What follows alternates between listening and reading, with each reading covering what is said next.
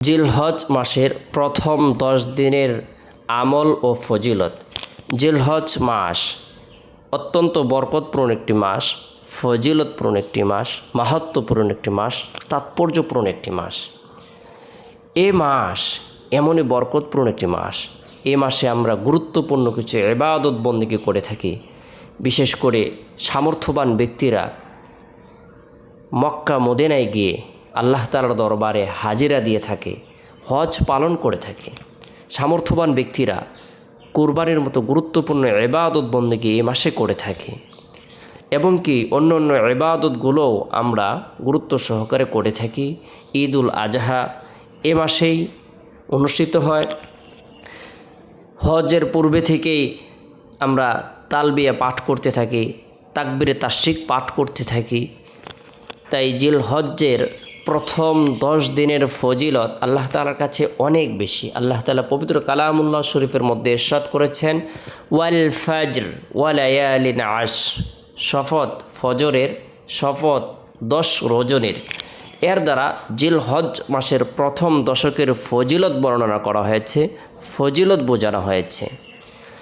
জিলহজ মাসের প্রথম 10 দিনের ইবাদত আল্লাহ তাআলার কাছে অনেক পছন্দনীয়।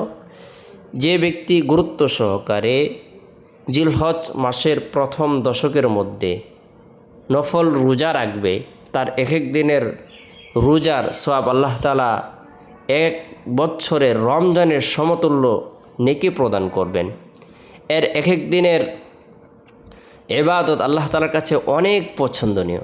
আরেক বর্ণনায় আসছে, যে ব্যক্তি জিলহজ মাসের প্রথম দশকে নফল রোজা রাখবে, একদিনের রোজার বরকতে আল্লাহ তাআলা তাকে 100 গোলাম আজাদ করার নেকি প্রদান করবেন, 100 উট কুরবানি করার নেকি প্রদান করবেন, 100 ঘোড়া জেহাদের জন্য দান করলে যে পরিমাণ নেকি হয় সেই পরিমাণ নেকি প্রদান করবেন।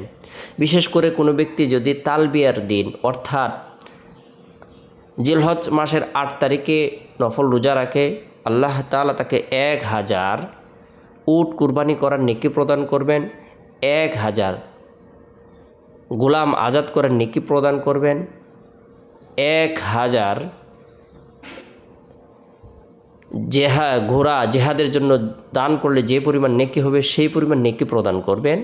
কোনো ব্যক্তি যদি জিলহজ মাসের 9 তারিখে আরাফার রোজা রাখে, আল্লাহ তাআলা তাকে 2000 গোলাম আজাদ করার নেকি প্রদান করবেন, 2000 উট কুরবানি করার নেকি প্রদান করবেন, 2000 ঘোড়া বাহন হিসেবে দান করার নেকি প্রদান করবেন। সুবহানাল্লাহ।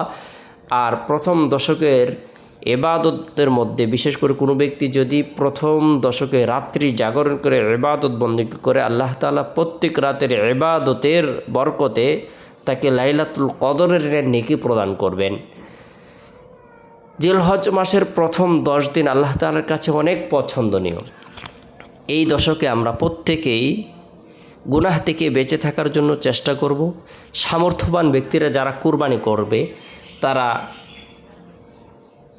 মাথার চুল, হাতের নখ, পায়ের নখ, গোঁফ, মোষ ইত্যাদি কর্তন করা থেকে, কাটা থেকে বিরত থাকবে।